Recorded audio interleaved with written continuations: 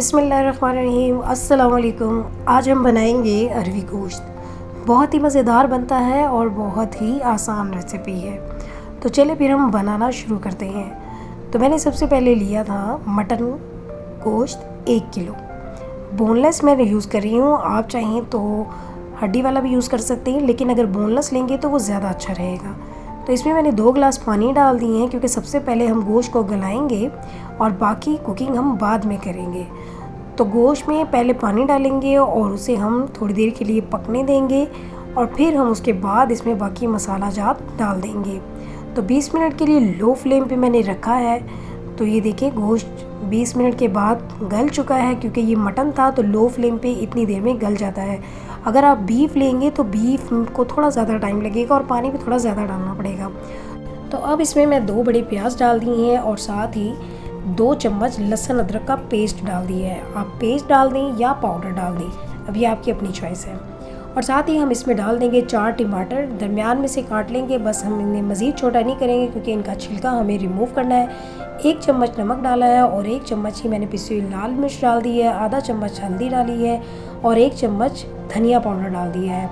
हमने सारे मसाले इसमें डाल दिए हैं। अभी हम इसे मिक्स करेंगे और दोबारा से कवर करके हम पकने के लिए रख देंगे, ताकि जितने मसाले डाले हैं, प्याज और हमने जो टमाटर डाले हैं, ये सारे भी अच्छी तरह से गल जाएं। तो टमाटर का हम बीच में जो है जब थोड़े से सॉफ्ट हो जाएंगे तो उसका छिलका रिमूव कर लेंगे, इसीलिए मैंने बड़े साइज़ में ही टमाटर डाले हैं। तो छोटे साइज़ में अगर मैं डालती तो छिलका रिमूव करना बहुत मुश्किल हो जाता। तो इसको अब हम कवर करके रख देंगे 10 मिनट के लिए लो फ्लेम पे, ताकि मज़ीद अच्छे से ये गल जाए। अगर अभी भी इस स्टेज पे थोड़ी बहुत भी अगर कमी होगी तो वो भी पूरी हो जाएगी। तो ये देखिए टमाटर अच्छी तरह से गल चुके हैं। अब इसका मैं छिलका रिमूव कर रही हूँ। छिलका अगर हम रिमूव नहीं करेंगे तो वो सामने जब हम गोश्त बनाते हैं तो उसमें छोटे छोटे से पीस नज़र आते हैं, जो कि बिल्कुल भी अच्छे नहीं लगते, इसलिए मैं छिलका रिमूव कर देती हूँ। तो अब हम इसकी भुनाई करेंगे अच्छी तरह से, ताकि टमाटर जो है वो अच्छे से पेस्ट बन जाए और प्याज भी नज़र नहीं आए। तो पहले से टमाटर को हम स्पैचुला से ही थोड़ा सा मैश कर लेंगे, क्योंकि ये इतने ज़्यादा सॉफ्ट हो चुके हैं तो ये इसी में ही अच्छे से पेस्ट बन जाएंगे। और उसके बाद फिर हम इसे भून लेंगे।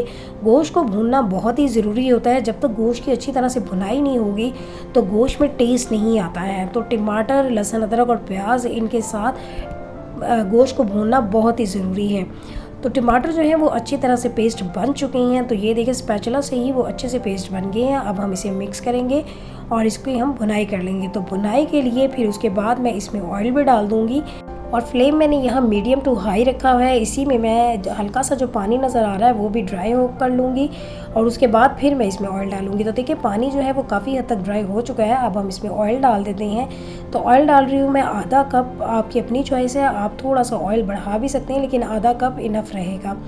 तो अब हम इसे अच्छी तरह से भून लेते हैं, ताकि थोड़ा सा भी जो पानी नज़र आ रहा है वो भी ख़त्म हो जाए और ऑयल सेपरेट हो जाए पूरे गोश्त में से। तो इसे 5 से 7 मिनट लगेंगे मीडियम फ्लेम पे, तो बहुत अच्छी तरह से भूना जाएगा। और ये देखिए बहुत अच्छा से मैंने भून लिया है, ऑयल सेपरेट हो चुका है। तो इसमें अब इस वक्त मैं डाल दूँगी 2 चम्मच पानी। 2 चम्मच पानी डाल के इसको मज़ीद मैं भून लूँगी। 2 चम्मच पानी डाल के 2-3 बार हम भुनाई अच्छे से कर लेंगे। गोश्त को भूनना बहुत ही ज़रूरी है, इससे बहुत ज़बरदस्त खुशबू बन जाती है और जितने भी मसाले डाले होते हैं उनका एक पेस्ट भी बन जाता है। देखिए अब टमाटर, प्याज बिल्कुल भी नज़र नहीं आ रहे हैं। तो इसी स्टेज पे फिर इसमें मैंने डाल दी है हरी मिर्चें 4 से 5 काट के, ताकि भुनाई के वक्त ही इनका भी बहुत ज़बरदस्त सा फ्लेवर आ जाए। तो इसे मज़ीद हम 1 से 2 मिनट और भून लेंगे। तो गोश्त हमारा अच्छी तरह भुना गया है। तो अब हम अरवी को फ्राई कर लेते हैं। तो अरवी मैंने ली है आधा किलो और उसे मैं आधा कप ऑयल डाल के इसमें मैं फ्राई कर लूँगी। तो अरवी को मैंने काटा नहीं है, बस मैंने छील लिया है। तो ये देखें अरवी जो है साबुत ही है, क्योंकि अरवी गोश्त जब बनाए तो अरवी को काटने की ज़रूरत नहीं होती है, वो साबुत ही रहे तो वो अच्छी लगती है। लेकिन जो छोटे छोटे पीस थे वो तो साबुत ही रहे, लेकिन जो बड़े पीस थे उनको सिर्फ मैंने दरमियान में से 2 हिस्से कर लिए थे। अब अरवी को हम यहीं पे इतना भून लेंगे कि एक तो इसका कलर चेंज हो जाएगा और दूसरा अरवी गल जाएगी। तो इसको टोटल 8 से 10 मिनट लगेंगे और अरवी जो है वो अच्छी तरह गल भी जाएगी, क्योंकि ऑयल में अरवी जल्दी गलती है और अरवी का कलर भी चेंज हो गया है। तो अब हम चेक कर लेंगे कि अरवी गली है कि नहीं। तो ये देखिए अरवी बहुत अच्छे से गल चुकी है।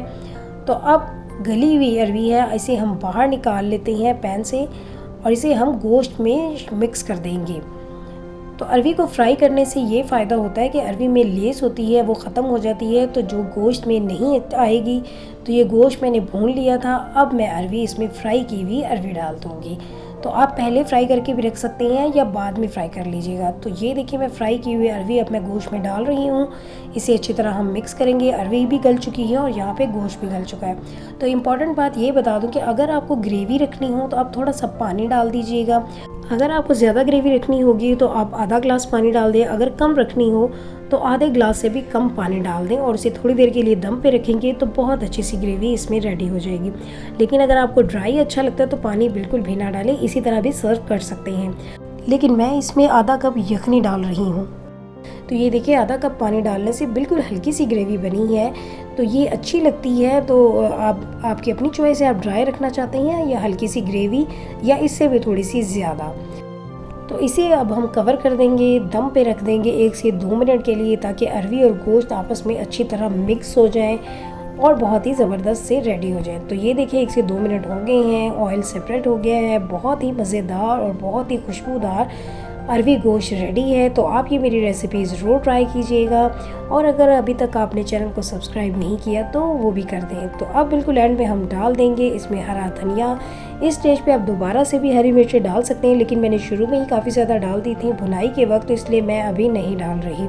बस हरा धनिया डालूंगी और इसी को मिक्स करके तो अब हम इसे सर्व कर देंगे। आपको अगर कसूरी मेथी डालनी हो तो वो भी 1 चम्मच यहाँ पे डाल सकते हैं। तो ले जी, बहुत ज़बरदस्त और बहुत ही मज़ेदार अरवी गोश्त रेडी है। तो आपने ये रेसिपी ज़रूर ट्राई करनी है।